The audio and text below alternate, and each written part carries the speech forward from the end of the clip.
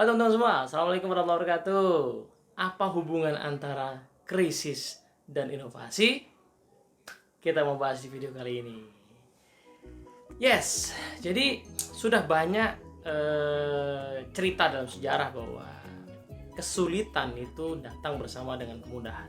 Nah, karena manusia ketika dihadapkan pada kesulitan seringkali ya selalu berusaha untuk beradaptasi, mencari cara-cara untuk supaya bisa bertahan bahkan menjadi lebih baik. Ingat di video sebelumnya saya sempat membahas bahwa ada 4 ya zona dalam perubahan. Ya, di ujung ya zona perubahan itu sebenarnya ada zona better performance. Justru kita bisa memiliki kinerja yang lebih baik kalau syaratnya di zona adopsi itu kita optimalkan. Nah, yang jelas sekarang di Indonesia, di Jakarta, beberapa daerah lain sudah mulai memasuki fase yang disebut-sebut sebagai the new normal. Nah, salah satu yang harus kita sadari bahwa ya situasinya nggak bisa kita elakkan ya. Perekonomian akan digelontorkan kembali sehingga organisasi sebagian mulai mengatur, ada yang masuk full, ada yang separuh-separuh ya kan. Yang jelas ya kita masih harus akan familiar dengan suasana di jalan-jalan orang pakai masker, menjaga jarak, menjaga kesehatan, cuci tangan ya kan. Dan sepertinya akan masih terjadi kerja berjauhan. Mungkin bukan work from home tetapi remote working lah yang akan masih terjadi karena ya kantor tidak boleh terlalu penuh, akan diatur gitu ya, sehingga sepertinya segala bisnis yang terkait dengan mengumpulkan orang, kemudian mobilitas orang gitu ya, dan terutama juga cara hidup manusia ya terkait dengan bepergian, berwisata, beribadah itu akan berubah semua dan itu akan bertahan beberapa lama. Maka sepertinya teman-teman semua melihat situasi tadi, kita mesti mulai mencari dan membayangkan, mengimajinasikan seperti apa kira-kira next normal kita, seperti apa kira-kira new normal kita, seperti apa kira-kira justru kinerja yang lebih baik dari organisasi kita. Oke, kita juga sudah pernah bahas ya apa saja mindset yang diperlukan.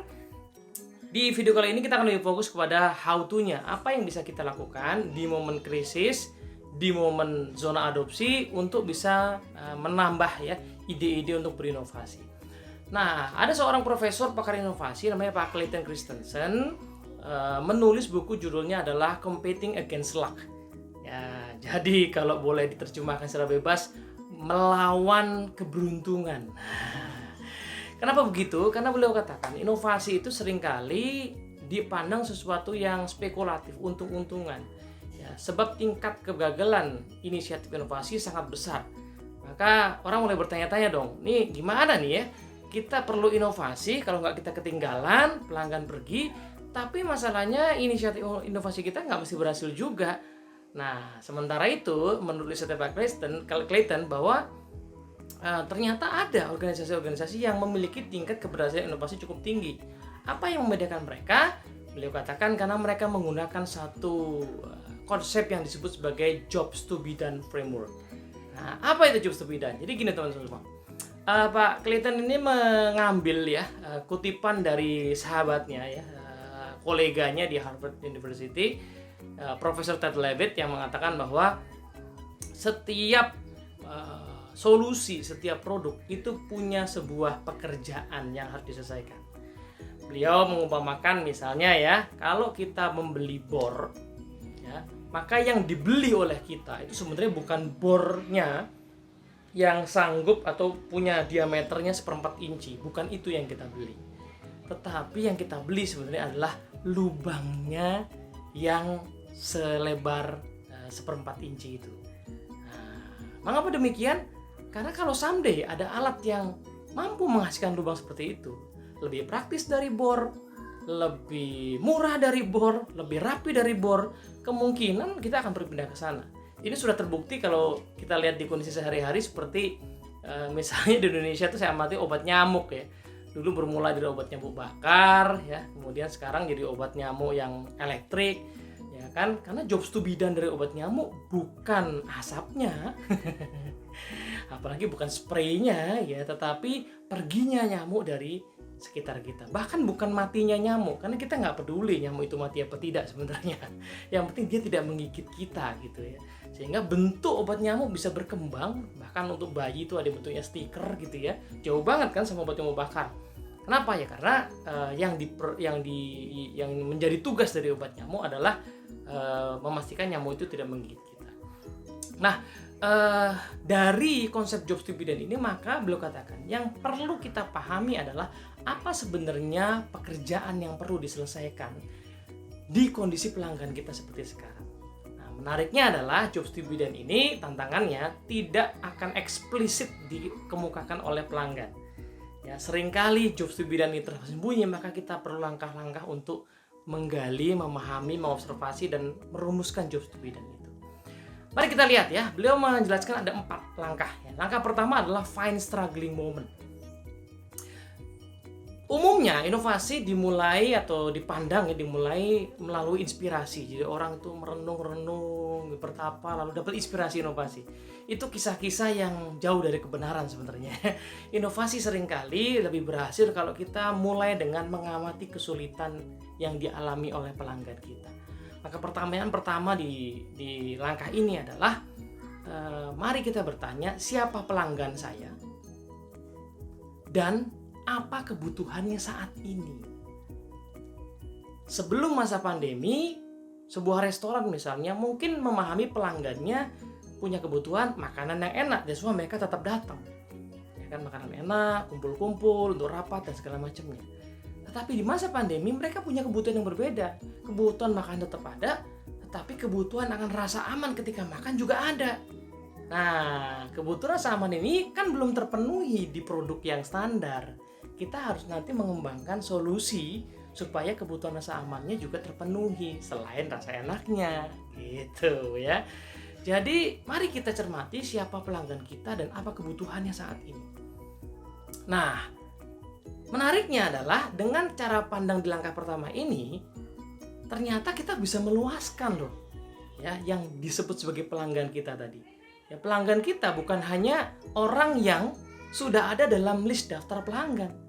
Sebab bisa jadi dengan teknologi, dengan internet marketing di zaman sekarang gitu ya, dengan akses internet yang luar biasa mudahnya, bisa jadi pelanggan kita sangat melebar. Itu yang terjadi kepada orang-orang yang aktif ya, berjualan di e-commerce gitu, misalnya di marketplace. Jualan di Depok, pelanggannya sampai ke Papua gitu. Kenapa? Karena mereka memahami pelanggan itu bisa jadi lebih luas daripada yang mereka lihat di depan mata mereka.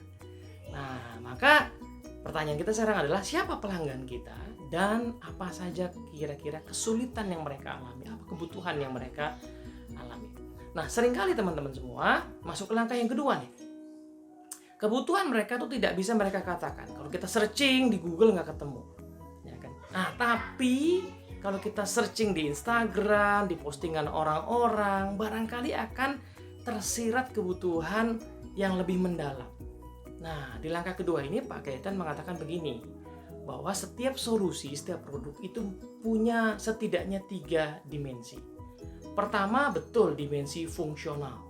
Ya, fungsi dari sebuah benda atau solusi itu apa. Tetapi kita paham bahwa ada handphone yang dibeli karena fungsinya, ada handphone yang jauh lebih banyak mungkin dibeli karena mereknya, karena kenyamanannya. Nah, ini berarti unsur emosional. Ya, bukan hanya unsur fungsional. Ada handphone yang dibeli karena kerennya. Kalau beli merek itu maka tampak kreatif, tampak lebih ya mungkin kece gitu ya. Nah, berarti ada unsur sosialnya juga. Nah, ini mesti kita pahami bahwa yang disebut sebagai solusi itu ternyata punya setidaknya 3 dimensi. Maka dari itu di langkah yang kedua yang disebut sebagai hear what customers don't say, kita meneliti apa kira-kira dimensi-dimensi yang belum terpenuhi atau yang sedang dibutuhkan oleh pelanggan kita belum terpenuhi di solusi atau produk kita yang lama. Nah, dari 2 langkah pertama ini kita kemudian masuk ke langkah ketiga, barulah kita rumuskan job to be done. Oh, ternyata restoran saya ini tetap perlu menghadirkan makanan yang enak ke pelanggan saya, tapi kebutuhan mereka adalah rasa aman. Berarti gimana caranya? Oh, cukup dipesan lewat telepon, lewat aplikasi, sampai di rumah mereka dengan kemasan yang aman. Mereka bisa lihat di Instagram kita bahwa oh ternyata restoran ini ngerjainnya juga aman. Nah itulah nanti langkah keempat, design for progress. Apa itu maksudnya? Kita mendesain solusi untuk membantu pelanggan kita mencapai tujuannya, berprogres mencapai tujuannya. Nah, maka menarik untuk kita cermati, seringkali orang berinovasi langsung lompat ke langkah keempat ini, memikirkan diapain lagi ya fitur produk kita. Padahal sebenarnya fitur itu can be anything selama dia bisa memenuhi jobs to be done. Dan untuk memahami jobs to be done, dia perlu dirumuskan berdasarkan memahami apa yang menjadi kesulitan pelanggan kita dan apa yang tidak mereka katakan. Moga-moga manfaat. Assalamualaikum warahmatullahi wabarakatuh.